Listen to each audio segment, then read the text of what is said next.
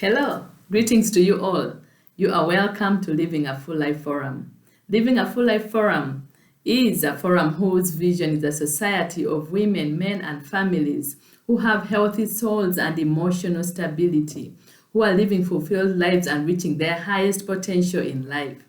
That is what we aspire for at Living a Full Life Forum, and that is what we wish for each and every one of you. I am your host, Dr. Violet Kayom. For those who are joining for the first time, or those who are not too familiar with this channel, just know it is one of the most educative and life-giving channels. And so I kindly request you to subscribe. Please hit that subscribe button and make sure you share this link with others. And as I said before, some of the material we share here are not taught in class. We may not find it in our homes as we are growing up. We may not find it in so many social circles. And yet it's really fundamental. They are very important to our life being. And so our whole point is that your soul will be healthy so that your body is able to experience the best health. And so we go to the topic for the day. Today we discuss don't give up and don't give in. Our topic is don't give up on yourself and don't give in to the pressure. Now, I feel a bit of tenderness in my heart as I bring forth this topic because it came out of some interactions I had during the course of the last few days and few weeks.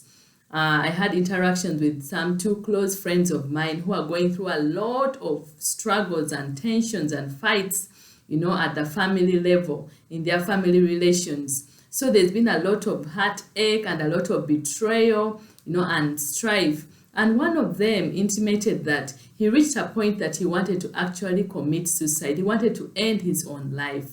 And my heart was broken. And he said that what kept him back was the thought of his children. He wondered what his children would do without him. Then the other one said that stress was so much, he thought he would actually die. Someone says, he thought he would wake up dead because of the level of stress. And also what held him back and what made him start pursuing, his peace was the thought of his children. He wondered who would take care of his children. And so it really put a heavy weight on me as regards the kind of pain that we experience at family level. And we are going to share deeply into some of the reasons why those who are most intimate to us and those who are closest to us may actually be the ones who have a higher propensity to cause us emotional pain. You see, by the time an issue or a circumstance or a person brings you to the point of almost taking your life, you know that is a no-joke situation. That situation has come to actually finish you off. Because it is touching the essence of your life. It has touched your self-worth. When you lose your self-worth, you are basically on a steep road to death, to death itself. Okay? So something that attacks your self-worth is attacking your destiny. It is attacking your purpose in life. And so you must put up a serious fight against it to make sure you come out of that pit, you come out of that situation as fast as possible. You see, in medical practice, it's like death is not a one event. It's not like a sudden event that someone has suddenly died.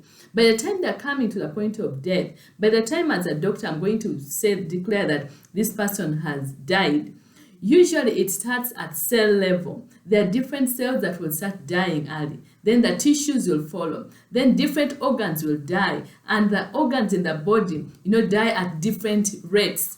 Okay, so by the time the heart and the lungs are being affected, you know that there are many others that have been affected already. By the time someone is experiencing brain death, so many things have already happened along the way. So by the time you are already harboring thoughts of, wanting to end your life, or you're feeling like you're not worth it after all, you know that there's been progress, many things have been going on, and so many parts of your emotions, many parts of your soul have actually succumbed to the attack. And that is why I say the moment you feel that your self-worth has been indented, you wonder why you should live on till tomorrow. You wonder whether people appreciate. You know that this is something that has come to attack the essence of your life. And so we must put up an urgent and a very aggressive fight against it. Of course, I don't mean a physical fight. I just mean that you must gather all the emotional energy that you have left and everything in your mind and in your will to make sure that you don't go down that path, because that is how people end up actually, cutting short their destinies and their lives. Okay. Yes. So we go now to the deep of the matter. So we are going to divide the discussion into 3 parts. Now, the first, we are going to look at the definition of self-worth. What is it about the value of your life? What is it that would prevent you from reaching that point of giving up and giving in to the pressures? Then the second, we are going to discuss briefly why the close family relations or close friends seem to have a higher propensity to cause us emotional pain and how we can guard ourselves. And then, of course, the final is the strategies you're going to put out to make sure you don't give up on yourself and you don't give up on giving to the pressures that are surrounding you. So the definition. So self-worth, I could just say that it is that internal sense, in you, that internal sense of being good enough, and deserving of love and acceptance. So it is internally generated. It is not external. It is not like like self-esteem where you are looking at, your achievements and all that, because life is not all about achievements and, what you can offer the world, but it is really internally generated. And so you find that it rides on a number of pillars. It rides on your security. Okay, your internal security, the ability to be firm amidst all the circumstances. It rides on your resilience, the ability to come out of a fall. When you failed and then you're able to come up and stand, or when you're being, there's a lot of pressure being pounded on you, then you're able to still stand up again. And of course, it also rides on your character, the high moral standards that you have that are really internally generated. Ideally, self-worth is something that should be nurtured from childhood. Any child who is growing up should feel valued, not necessarily but what they're able to offer. It should be like the family loves this child, or the person feels loved just by being there, just by being in existence, even without the report cards yet, coming out, even without all these, achievements, in life. And that is why it's important that when we are bringing up children, we should be able to nurture them in such a way that they feel worthy of being human beings, even without all the successes in life. So they should be able to be stable. They should be stable emotionally, that they are accepted. And we should avoid comparing children, because you see, we all have different strengths and different weaknesses. So no point comparing, one child to the other. So those are some of the things that dent the self-worth. Unfortunately, most families don't have, that kind of good environment, because most of our parents did not even have, the self-worth when they were growing up. So they may not even produce what they did not actually have in them. So we have to learn all these things in adulthood. And so at this point, if you ever feel like your self-worth is supposed to be equated to how much, you've achieved, how much finances you have, your class, and all that, then you know that you are still really living low. Because all these things can fly away. All these things can go. But what is that will keep you on when all these things are no more? The wise teacher said that it is meaningless. It's like chasing the wind. When we amass so much wealth for ourselves, you find that the richer you become, the more riches you want. When you achieve those high qualifications, the PhD and all that, the more you want. When you achieve, those high positions in society, then you even want to desire more. So these things don't bring the true fulfillment in life. And the lady was sharing her experience that when she was a very, good businesswoman, but when she was bedridden for some 7 months or so, she felt as if she was worthless, as if she couldn't offer the world anything, and so there was no meaning in her life. So at that point, her worth had been attached, to her whatever she was doing and her achievements. Now, that is not a good state to be in, okay? So it is important that we develop self-worth without all these parameters that society puts. Now, what is very absurd is that the worldview is completely different, because the worldview looks at the monetary value. That is why you hear things like, that man is worth $3 trillion.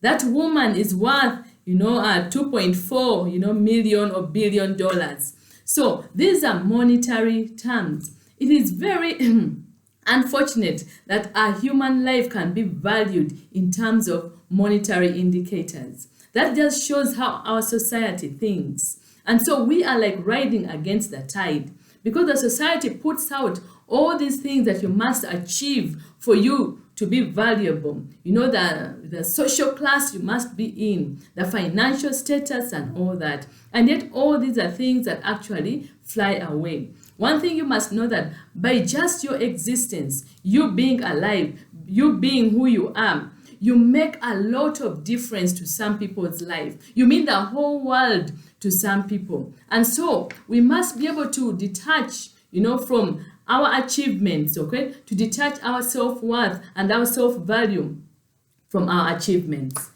Good. So we see the situation where these two friends of mine, one of the things that kept them going was that the fact that they realized their own children treasured them above all that was going on. So some people will never believe in you in life, but there's a certain category of people that will always believe in you. Unfortunately, many of them may never actually tell you. You may never hear the information from their mouth, and so you may never really know. But back there, they are busy thanking God every day that you are around them. I give an example of a situation I went through many years ago. We had quite some fights and here and there, and toxic words had been released east, west, center. And so I sank into this pity party, and I just felt so frustrated about life, and I wondered whether I was appreciated at all. And I looked around, I was like, is it really worth it living on? Is it worth it, doing all this work and taking care of the family and all that? And so it must have been either Monday or Tuesday morning. I lay in my bed, my head was too heavy, and it's like the weight of the whole world had just settled on me. And I felt very, very discouraged, and I didn't want to go to work because I felt that even at work, no one appreciated me. And so sometimes you can actually be pushed to the point of taking in someone's opinion. So the world has its, things, the parameters it sets, but sometimes the people around us also, from their own expectations of us, of life, from their own toxic hearts, their emotional wounds, they can put on you expectations. And then when you don't meet those expectations, they end up crowning it that, you are not offering much. So what is the use of you around? And if your defenses are not high, you can sink into that, and actually it ends up making you think that the whole world thinks that about you. One person's opinion, if you're not careful, can intoxicate you so much that you think now the whole world doesn't treasure you, that the whole world thinks you're not worth it. So this morning I lay there and rolled on the bed and, felt like, no, I'll just give it up. I'll not go, to the ward. Suddenly I received a phone call, and it was a lady on the other side. She sounded very excited, and she asked, is this Dr. Violet? I said, yes, it is. And she was like, oh, I just called this morning to thank you so much for what you did for me. You treated my son some 3 years ago. He was admitted in your ward, and he was suffering from tuberculosis. You took care of us with your team, and now he is fine. He's even back in school. Oh my God, how can I thank you enough? Just know that you are making such a difference, and please don't stop it. Just keep doing what God will bless you. Oh my, that was just what I needed to hear at that point. Tears welled in my eyes, and I just jumped out of that bed and I was on my way to work. And I worked, tirelessly that day just because I received affirmation in a situation when I thought that I wasn't worth anything, just because of one person's opinion. Yes, so we go to the second part. So why is it that sometimes it's the close relations, the close family members or friends who have a higher propensity to cause us pain, to cause us especially emotional pain? So there are some three reasons I can discuss at this point. The first is around the close relations, around those close friends, usually our guards are low. There's a tendency in society for all of us to have some guards around us and some boundaries around us.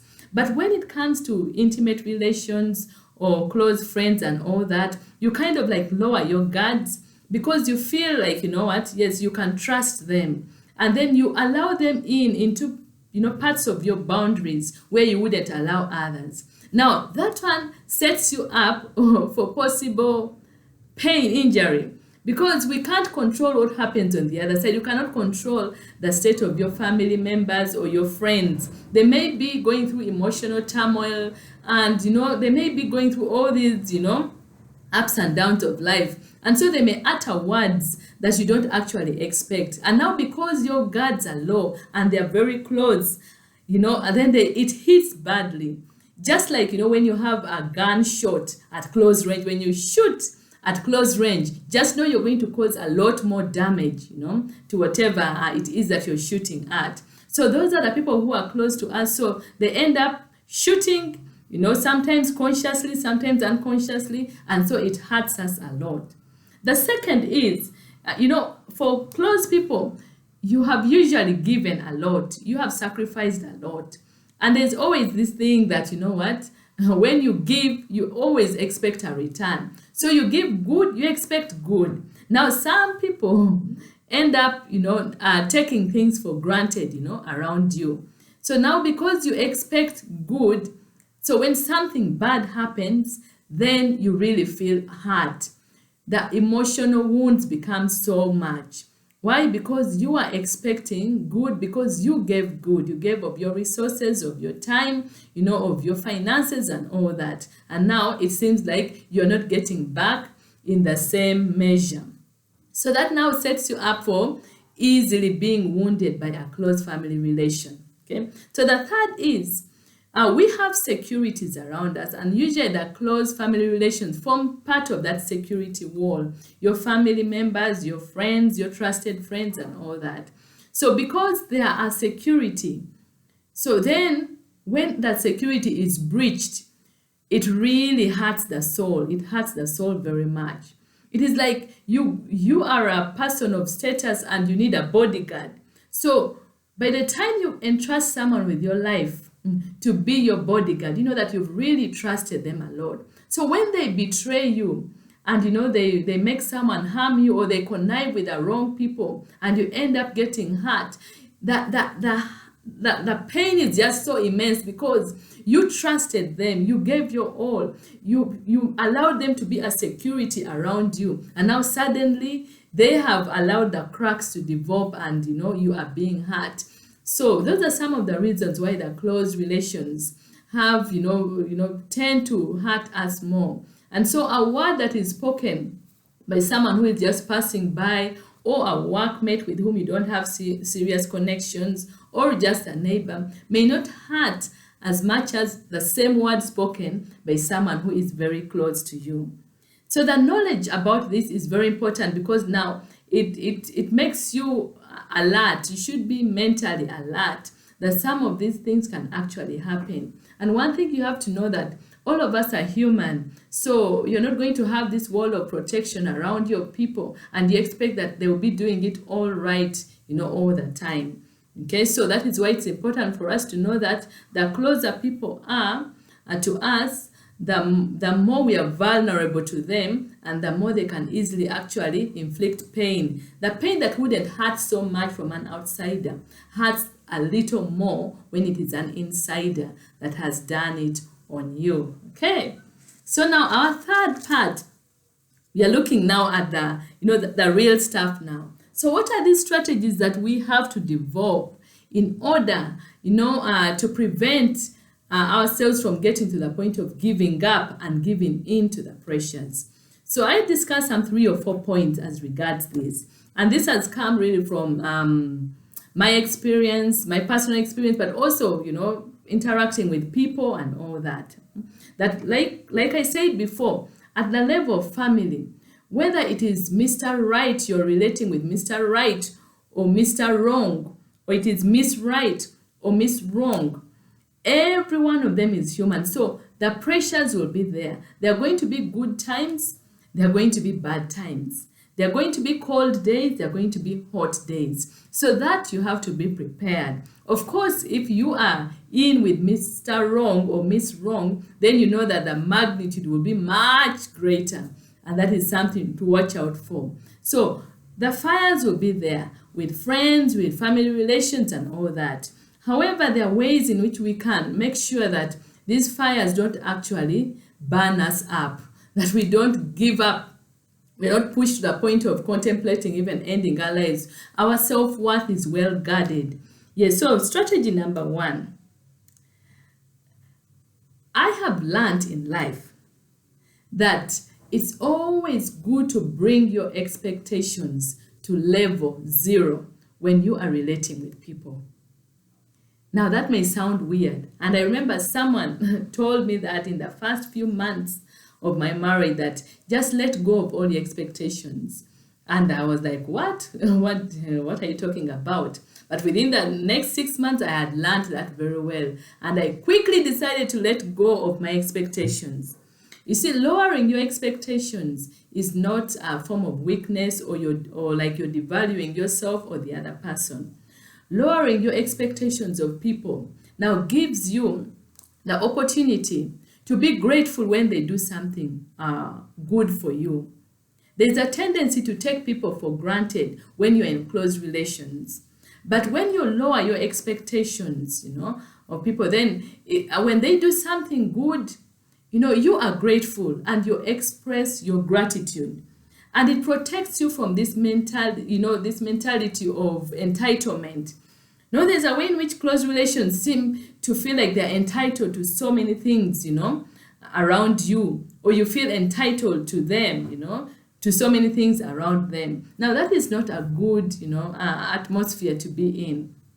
And when you put expectations of people low, like you don't expect so much, then when they hurt you or when they do something that is not right, it guards your heart. You are not that surprised. So you feel you get some bit of protection. Okay? So let me tell you that however much I love you, just because I am human, I can't promise you that I will never hurt you. Because we have different characters, different personalities, we have different backgrounds.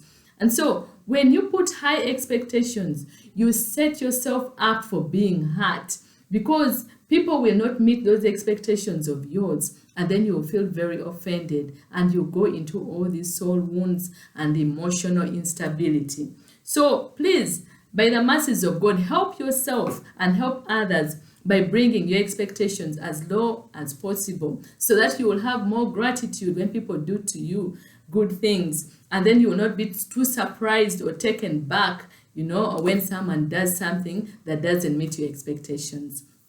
Point number 2, you are responsible for your own happiness. That is a good one, okay? Let me tell you that life will never offer you happiness on a silver plate. So when you are with close relations, friends, family, and all that, do not heap it on other people to be responsible for making you happy. You are the one who is solely responsible, for your own happiness. And that is the fact about life. I met a young lady who was whining about the fact that her boyfriend had forgotten her birthday. And then when she confronted him, he responded that, but you see, I also forget my own birthday. So if I forget your birthday, really, just forgive me. But she was so mad about it. And I went on to just encourage her and say that, you know what, just give it up. Just give it up.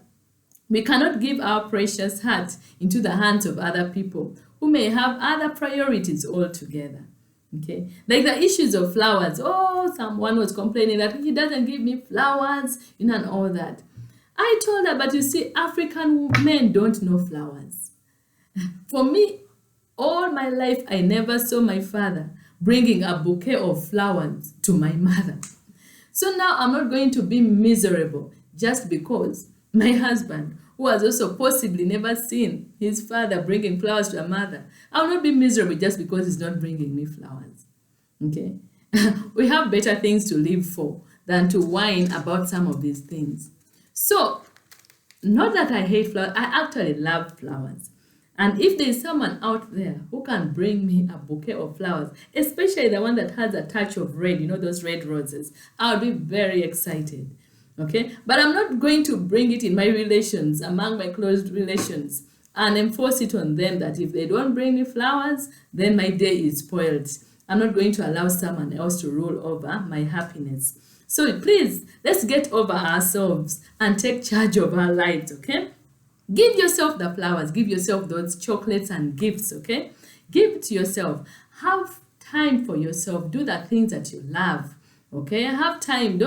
I know sometimes it's, we take so much time taking care of others, but it's important to get time for ourselves also and do the things that we love. And now that will generate more, satisfaction and happiness around you. And make sure you rejoice in your strength and sometimes laugh at your mistakes also.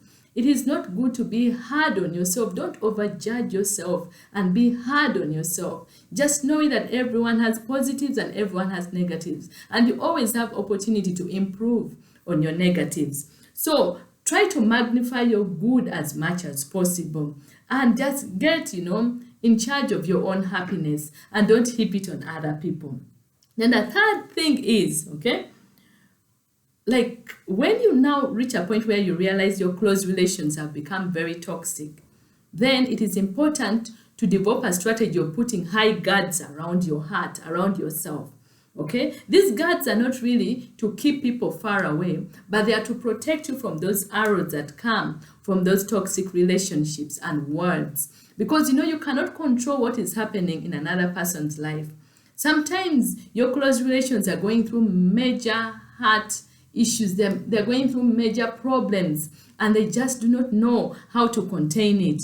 So these words will fly out even when they don't know. Sometimes they may know that they're hurting you, but many times they may actually not know. So what do you do in such a situation? It's important that you guard your heart as much as possible. So raise up your guards so that if someone brings, a word that is nasty, then you are like, you're not surprised at all. It's like, I will not allow that to put me down. And when you're going to meet them, it's like you prepare yourself for anything. If they end up speaking good that day, well, you flow with it. But if they end up speaking bad, at least you have guarded yourself enough. It's like there was a saying that when emotions are high, intelligence becomes low. So when someone is emotionally charged up there, just know that logic is at ground zero. So you're not going to judge this person logically. You cannot afford to judge them logically. It's like seeing a mad person, someone who is insane, doing some weird stuff along the road, and you're like, what? How can this person do this? Of course, they are not in their right mental state. So some of our close relations are actually not in their right mental state because it is the hurting people who hurt others. And so you waste a lot of time when you go into so much argument with such people. We must develop the stability around us so that their toxins don't get infiltrated into us, but we also provide for them some ground or some wall for their support when they're still in that state. I remember a situation where my little niece was really unhappy about how she felt, her father was treating her. And she was like, but how can a father do this? And I told her, just take it that, he is not in his right mind. There is a spell over him. And so if someone has a spell over them, you have no point arguing with them and, thinking logically about what they're doing. You just have to first let them be at that point until they stabilize. And so these are some of the issues that we have to realize that, stability is very important, because the whole point why some of these, fires happen, there's so many forces that are fighting, your peace of mind, fighting your stability, your relationships, your family. And so you cannot allow every force to just have its way. So when this other person is on fire, he's releasing fire, you cannot fight fire by also releasing your own fire. So at that point, you're the one who has to calm down. You, the one who is stronger. It is usually the one who is stronger and more courageous who will have the stability to calm down when the fires rise up. Otherwise, when one fire rises up and another fire meets it, just know there will be an explosion. And many times we've lost out on relationships and marriages and all kinds of good things just because we are not stable enough to contain that fire and to provide a support for the one who has been wounded and is inflicting pain on us. And finally, we go to the hard one. And that is, there's a saying that goes, forgive them for they know not what they're doing. So forgiving. That is a hard word. It is easily said, but it's very difficult to practice. But it is the strength of the most resilient people and the most successful people. That when you choose to forgive, it is like you are riding against the tides.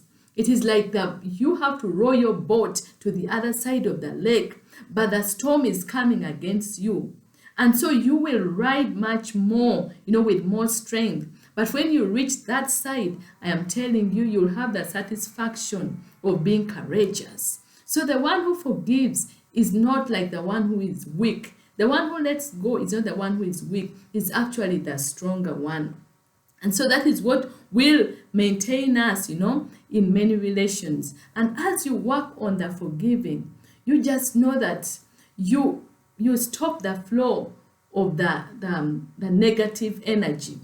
When you choose to close your heart and forgive this person and forgive that situation, you stop that flow of negativity into your heart. And so when that flow is no more, then your energy is no longer directed to the nasty experiences you're having, but your energy is reserved for more important things about life.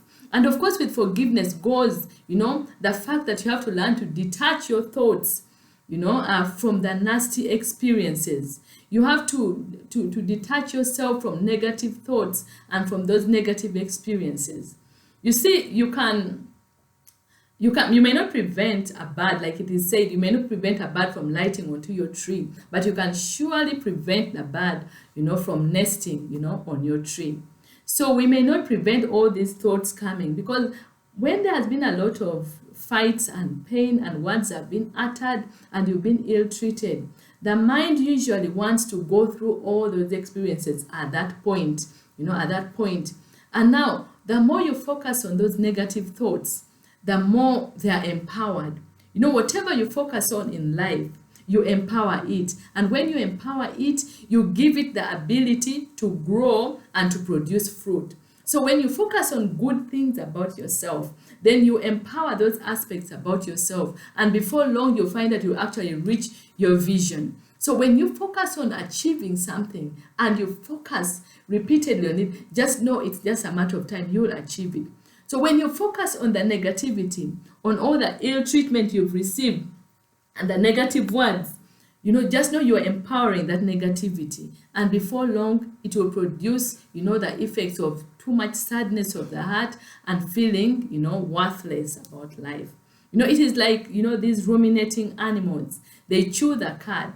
So they eat out there and then they go into their shelter and they're chewing the cud. And as they're chewing, this time it is food, it is bringing nutrients, they're releasing more nutrients into their body. And so it is good. So when you ruminate, when you think deeply about, good things that are happening around you, good things that you expect, then you draw, the nutrients, the good stuff that will make you grow. But when you think repeatedly about the negative situations you've gone through, the evil words that have been spoken, and all these ill treatment, and you keep your mind thinking about that, you are ruminating, but you're ruminating on something that is toxic. So you release the toxins into your body, and before you know it, you have all these effects of, stress, and the stress hormones are high up there, and you're getting these headaches, getting high blood pressure, diabetes, and all kinds of diseases. It is not worth it. And so our fourth strategy, like I said, forgive, allow yourself to go against the tide. And no matter what all your emotions are saying, no matter how have the right, to do whatever you want to do, follow the path of forgiveness and let go. And then detach yourself from those negative experiences. Don't ruminate. Don't keep thinking about them over and over again. And that one is going to help you come out, of whatever situation you have been faced with. Okay, so in life, we just have to try all that we can be to be the peacemakers, because it is the peacemakers who are actually the strength of society. The peacemakers are the strength of your family. You have to be one of those in your family that is able to reconcile people, and that comes with a lot of emotional stability. Your ability, to let go of these things, to make sure that you're in charge of your life, you're in charge of your happiness, and you don't expect too much on people. So you have a heart of gratitude. You're able to appreciate people even when they've done so wrong, and you don't cling onto, people's, hard words and difficult. You don't cling onto the negativity of people. Those are the people that are trusted in society, and your own family is looking at you, to be that leader who is able to provide the buffer, to provide the stable wall on whom others can lean. Okay? So all relations have problems. We don't have to always run away from relations. Of course, I know there are some levels where it reaches and you have no choice. But let it be that at the point when you are letting go, you will have the testimony that I tried the best I could. On my side, I tried the best that I could, but it just didn't work. That will bring you more satisfaction in life and help you in your recovery process. And so I just tell you that do not give up on yourself, okay? Do not give up on yourself. The world needs you. You have much more value than what we see around. There are some people who are just so blessed to have you around, and you mean the world to them. So do not give up on yourself, and don't give in into those pressures. They are there, but we can stand and do all that we expected to do. And so thank you so much for paying attention. I ask you to please subscribe, please share with your friends, and give us a comment, put the thumbs up, and like us, and please be on the watch out for the next episodes. I love you all. Have a good time.